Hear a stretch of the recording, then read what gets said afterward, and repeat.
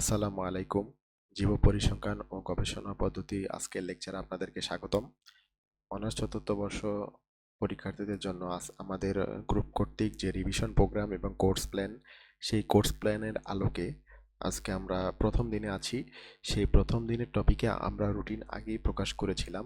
সেখানে আমরা আজকে প্রথম দিন পড়ব অন্তর্ভুক্ত এবং বহির্ভুক্ত পদ্ধতির কনসেপ্ট এবং পাই চার্ট বিশ্লেষণ, এবং সাথে আমরা থিওরি পড়া দিয়ে দিব খ এবং গ বিভাগ থেকে। মানে আমরা চাই ম্যাথগুলো করব, ম্যাথের পাশাপাশি যেন আমাদের থিওরিগুলো কমপ্লিট হয়ে যায়, সেই মোতাবেক বা সেই লক্ষ্যে আমরা এগিয়ে যাব ইনশাআল্লাহ।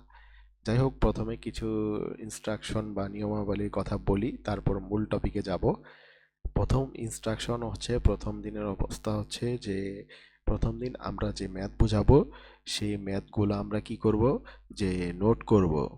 তারপর 2 নাম্বার হচ্ছে যে খ বিভাগ, এই খ বিভাগগুলো আমরা পড়ব এবং এগুলো আমরা নোট করব, এবং এই নোটগুলো আমরা পরবর্তীতে কি করব, নোটগুলো আমরা সিক্রেট গ্রুপে পোস্ট করব এবং বটানি সাজেশন গ্রুপ বাংলাদেশ যে পাবলিক গ্রুপটা রয়েছে সেখানে আমরা পোস্ট করব।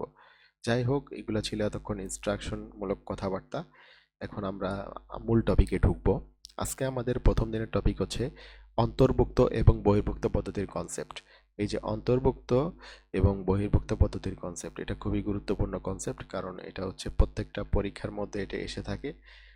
মানে আমি নেক্সট যে ওই অঙ্কগুলা করব, মানে এই অঙ্কের জন্য আমাদের অন্তর্ভুক্ত এবং বহির্ভুক্ত পদ্ধতি, এই কনসেপ্টটা খুবই জরুরি। সুতরাং আজকের ক্লাসটা আমরা মনোযোগ দিয়ে করব, যে আসলে অন্তর্ভুক্ত এবং বহির্ভুক্ত পদ্ধতি কি, এবং আমরা দেখলে কিভাবে চিনবো যে অঙ্কের যে স্ট্রাকচার, সেই স্ট্রাকচারটা কোন পদ্ধতিতে দেওয়া, এটা কি অন্তর্ভুক্ত পদ্ধতিতে দেওয়া নাকি বহির্ভুক্ত পদ্ধতিতে দেওয়া। আশা করি আমরা বুঝতে পারবো। আমরা এখন মূল আলোচনায় চলে যাই। আমি এখানে লিখেছি বহির্ভুক্ত পদ্ধতি এবং একটি শ্রেণীব্যাপ্তি এবং গণসংখ্যা নিয়েছি আমরা। দেখেন এখানে শ্রেণীব্যাপ্তি 5 থেকে 10, 10 থেকে 15, 15 থেকে 20, 20 থেকে 25, বহুত কিছু আছে। আচ্ছা, এত কিছুর ভিড়ে আমরা এখন কিভাবে বুঝবো যে এটা কোন পদ্ধতিতে দেওয়া, বহির্ভুক্ত পদ্ধতি নাকি অন্তর্ভুক্ত পদ্ধতি, কিভাবে বুঝবো? দেখেন, আপনারা সবসময় মনে রাখবেন যে 5 থেকে 10 এই পাশে যেটা থাকে, এই পাশে যেটা থাকে সেটাকে উচ্চমান বলা হয়, আর এখানে যেটা থাকে সেটাকে নিম্নমান বলা হয়। মাথায় রাখবেন যে এই জায়গায় যেটা থাকে সেটা হচ্ছে উচ্চমান, এই জায়গায় যেটা থাকে সেটা হচ্ছে নিম্নমান। তার মানে নিয়ম হচ্ছে যে বহির্ভুক্ত পদ্ধতিতে আমার উচ্চমান এবং নিম্নমান দুইটাই পরস্পর কি সমান হবে। আবার বুঝেন, বহির্ভুক্ত পদ্ধতিতে উচ্চমান এবং নিম্নমান সর্বদা সমান হবে। তাহলে আমি কি বললাম, যে উচ্চমান হচ্ছে এটা, নিম্নমান হচ্ছে কি এটা। তাহলে দেখেন তো, উচ্চমান 10, নিম্নমানও 10, তার মানে কি সমান। আচ্ছা, এখানে দেখেন তো উচ্চমান কত, 15, এখানেও কত, 15, তার মানে কি সমান। এখানে উচ্চমান কত, 25, এখানেও 25, তার মানে কি সমান। এখানে উচ্চমান 30, এখানে উচ্চমান 30, তার মানে কি সমান। তার মানে বহির্ভুক্ত পদ্ধতির চেহারা বা স্ট্রাকচার দেখে আমরা কিভাবে বুঝবো, সেটা হচ্ছে যে উচ্চমান এবং নিম্নমান সর্বদা সমান হবে। এই যে আমি নিচে সুন্দর করে লিখে দিয়েছি, এই পিডিএফটা আপনাদেরকে প্রোভাইড করব ক্লাস শেষে, নো ডোন্ট প্রবলেম। তো এখানে দেখে নেন যে বহির্ভুক্ত পদ্ধতিতে উচ্চমান এবং নিম্নমান সর্বদা সমান হয়। ঠিক আছে, এই কথাটা মাথায় রাখবেন। তো আমি এখানে লিখেও দিয়েছি উচ্চমান এটা, নিম্নমান এটা, দেখেন এটা সমান। ওকে, আমরা এখন এটা বুঝতে পারলাম যে বহির্ভুক্ত পদ্ধতিতে উচ্চমান এবং নিম্নমান সমান হলে এটাকে আমরা বহির্ভুক্ত পদ্ধতিতে ধরবো। এখন কথা হচ্ছে এখানে যে 5 থেকে 10, এই 5 থেকে 10-এর মধ্যে আমরা মানে কিভাবে বুঝবো যে আসলে এখানে শ্রেণী ব্যবধান কত, মানে শ্রেণী ব্যবধান 5 নাকি 6, অ্যাকচুয়ালি এটা আমরা কিভাবে আইডেন্টিফাই করব। আচ্ছা আসুন আমরা এবার বিশ্লেষণ করি। এই যে দেখেন এখানে 5 থেকে 10, মানে এখানে কি আছে দেখেন তো। এই যে আমি লিখে দিচ্ছি, এখানে আমি লিখি, এই যে 5, 6, 7, 8, 9। আমি কি লিখলাম, 5, 6, 7, 8, 9, 9 পর্যন্ত লিখলাম, কিন্তু এখানে শেষে কি আছে, 10 আছে, 10টা আমি লিখলাম না। 10টা কেন লিখলাম না এটা আমি একটু পরে বলতেছি, বাট আপাতত এখানে দেখেন ব্যবধান কত, 5, 6, 7, 8, 9, তার মানে এখানে ব্যবধান কত, এখানে ব্যবধান হচ্ছে 5। এখানে ব্যবধান কত, ব্যবধান 5। কেন? কারণ এখানে একটা, দুটা, 3 4 5, মানে এখানে পাঁচটা, টোটাল পাঁচটা সংখ্যা, সুতরাং এখানে 5। এখন বলতে পারেন ভাইয়া উপরে 10 আছে নিচেও 10 আছে, তো আপনি 10 ধরলেন না কেন উপরে? আমি বহির্ভুক্ত পদ্ধতির ক্ষেত্রে আমি সব সময় 10 উপরে যেটা আছে সেটা না ধরে নিচ থেকে ধরার চেষ্টা করব। এটাই হচ্ছে আদর্শ এবং স্ট্যান্ডার্ড নিয়ম। আমরা যে উপরে এবং নিচে সমান বলতেছি, এর মধ্যে আমরা উপরে যেটা শেষে আছে সেটা ধরবো না, সেটা ধরবো আমরা কি নিচের ঘর থেকে। যেহেতু উপরে 10 আছে, সেক্ষেত্রে 10 আমরা না লিখে 5 থেকে 9 পর্যন্ত লিখব। লেখার পরে ওখানে কয়টা হয় দেখব, সেটাই হচ্ছে আমার শ্রেণী ব্যবধান। এরপরে আবার 10 থেকে নিচে 14 পর্যন্ত ধরবো। আবার এখানে কি করব, 15 থেকে 19, মানে 19 পর্যন্ত গুনবো। কিন্তু ভিতরে এই লেখা 15 থেকে 20ই থাকবে, কিন্তু আমরা মানে ওই এটা হচ্ছে 20 থেকে 24, তো 25 থেকে 29, 30 থেকে 39, মানে ধরার ক্ষেত্রে আপনার শ্রেণী ব্যবধান গণনার ক্ষেত্রে, কিন্তু আপনি লেখার ক্ষেত্রে কিন্তু অবশ্যই 5 থেকে 10, 10 থেকে 15, মানে উপরেরটা এবং নিম্নমানটা এটা কিন্তু সমান হতে হবে। কিন্তু আপনার শ্রেণী ব্যবধান ধরার ক্ষেত্রে আপনি উপরে হচ্ছে 10 ধরবেন না, এই 10টা হচ্ছে নিচে থেকে ধরবেন, ঠিক আছে? আর 10-এর আগে যেটা আছে সেটা ধরে শ্রেণী ব্যবধান গণনা করবেন। এই যে দেখেন আমি এখানে সুন্দর করে লিখে রাখছি, আপনারা এটা ভালো করে পড়লেই হবে। আচ্ছা, এবার আসুন উপরের আলোকে। আমি নিচে একটা অঙ্ক দিয়েছি যে গণসংখ্যা নিবেশন কাকে বলে, নিচের উপাত্ত থেকে একটি আয়তলেখ অঙ্কন করো। খুব ভালো কথা, ক্লাস ইন্টারভ্যালস এবং ফ্রিকোয়েন্সি দেওয়া। আচ্ছা, ভালো কথা। এবার আমি জাস্ট এটা এই কারণে দিলাম যে আপনি উপরে এটা বুঝছেন কিনা, যে অঙ্কের চেহারা দেখে বুঝতে পারবেন কিনা যে এটা আসলে কোন পদ্ধতিতে আছে, বহির্ভুক্ত পদ্ধতি নাকি অন্তর্ভুক্ত পদ্ধতি, মানে অ্যাকচুয়ালি আপনি এই জিনিসটা বুঝতে পারবেন কিনা। আচ্ছা আসেন, এখানে কি দেওয়া, 5 থেকে 15, 15 থেকে 25। এই যে দেখেন তো শেষের যে অক্ষরটা সেটা কি, সেটা হচ্ছে 15 উচ্চমান। এবার দেখেন তো এখানে 15 দেওয়া, এটা কি, এটা হচ্ছে নিম্নমান। তার মানে দেখেন উচ্চমান এবং নিম্নমান পরস্পর সমান, তার মানে কি বোঝা গেল, উচ্চমান এবং নিম্নমান সমান। আচ্ছা, এখানে আরেকটা, একটা টেস্ট করে তো হবে না, আরেকটা করি। এখানে 25, সরি এখানে 35 উচ্চমান এবং হচ্ছে 35 এই ঘরে নিম্নমান, তার মানে দেখা গেল এখানেও ওই 35 হচ্ছে উচ্চমান এবং নিম্নমান হচ্ছে 35, মানে সর্বদুইটাই সমান। সুতরাং আমরা কি বুঝতে পারলাম, যে এটা হচ্ছে বহির্ভুক্ত পদ্ধতিতে দেওয়া। আমরা অধিকাংশ অঙ্ক বহির্ভুক্ত পদ্ধতিতেই করব, আসলে এটা খুবই সুন্দর এবং স্ট্যান্ডার্ড একটা নিয়ম। আমরা চেষ্টা করব সবগুলো অঙ্ক বহির্ভুক্ত পদ্ধতিতেই করা, কিন্তু আমাদের ওই বহির্ভুক্ত অন্তর্ভুক্ত নির্ণয় করাটা আমাদের শিখতে হবে। কারণ আমরা যদি অঙ্কের চেহারা দেখে না বুঝতে পারি আসলে এটা কোন পদ্ধতিতে দেওয়া, তাহলে আমি পরীক্ষা ভুল করব 100%। সুতরাং আমাদের আগে বেসিক ক্লিয়ার করতে হবে যে এটা আসলে কোন পদ্ধতিতে দেওয়া, অন্তর্ভুক্ত নাকি বহির্ভুক্ত। সুতরাং আমরা বহির্ভুক্ত পদ্ধতি আশা করি বুঝে গেছি, যে উচ্চমান এবং নিম্নমান সমান হলেই সেটা বহির্ভুক্ত। আর শ্রেণী ব্যবধান কিভাবে, 5, 6, 7, 8, 9, মানে এইভাবে গুনবো, গোনার পরে কয়টা হলো, 5টা।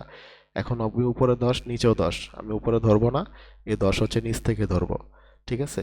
আবার এখানে 10 থেকে 15 দেওয়া, আমি এখানে 10 থেকে হচ্ছে 14 ধরবো, নিচে 15টা ধরবো, ঠিক আছে? বহির্ভুক্ত পদ্ধতির ক্ষেত্রে আমাদের হচ্ছে এটা, এটা হচ্ছে আমাদের ফার্স্ট।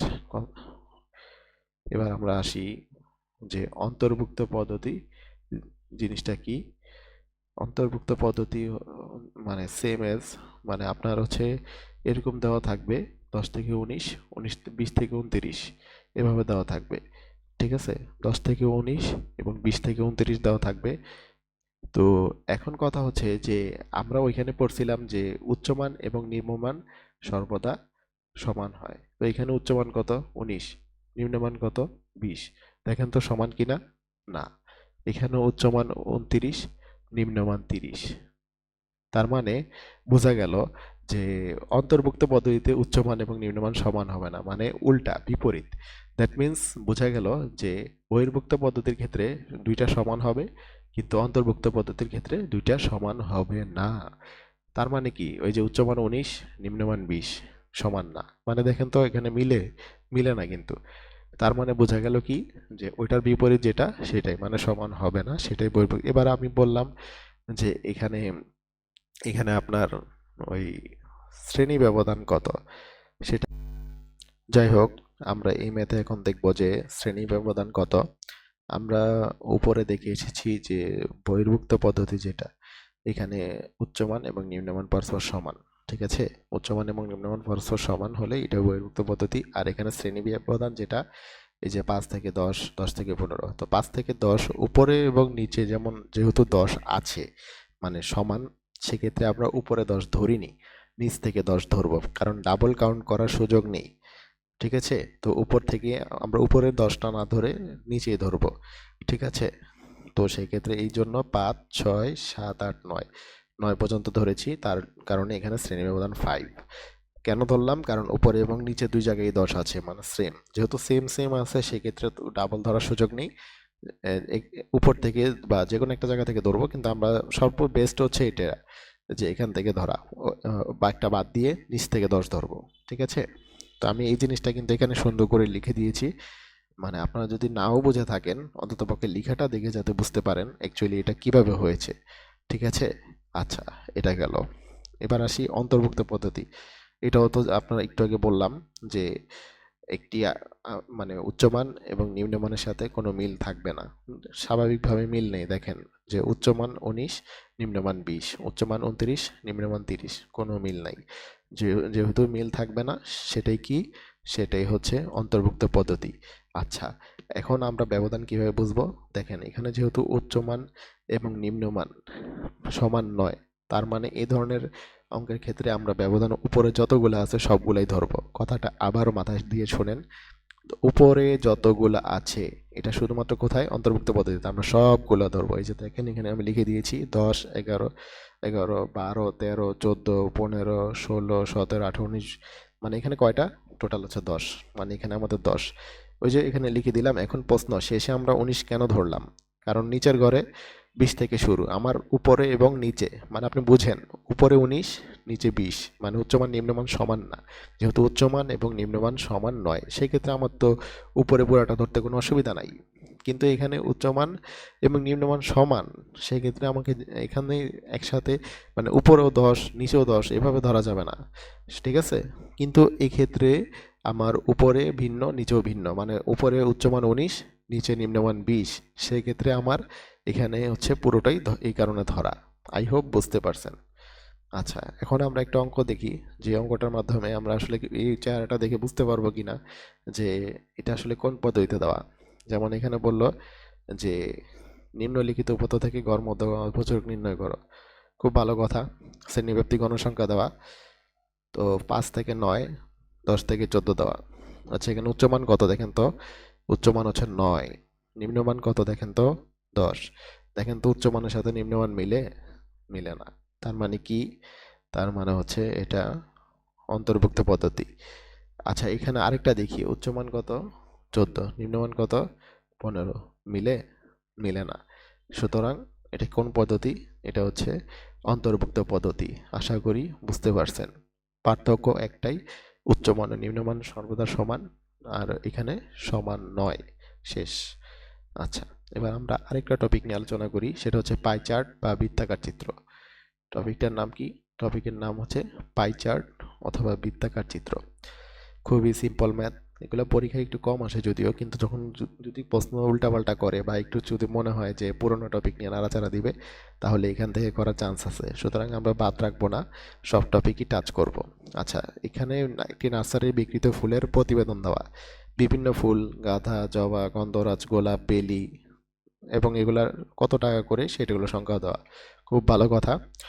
তো উক্ত উপাত্তকে বৃত্তাকার চিত্রের মাধ্যমে বলছে কি প্রকাশ করতে? বৃত্তাকার চিত্র মানে পাই চার্ট। পাই চার্ট কোনগুলো? ওই যে এগুলো আমরা কিন্তু বুঝি। আচ্ছা, এখন প্রথমে আমরা কি করব? সমষ্টি বের করব। সমষ্টি মানে মোট চারার সংখ্যা, মানে এখানে দেখেন 110, এখানে 100, এখানে 30, এখানে 50, এখানে 30, এখানে 40, মানে এগুলো সবগুলো টোটাল করব। টোটাল করলে আমার হয় কত? 360।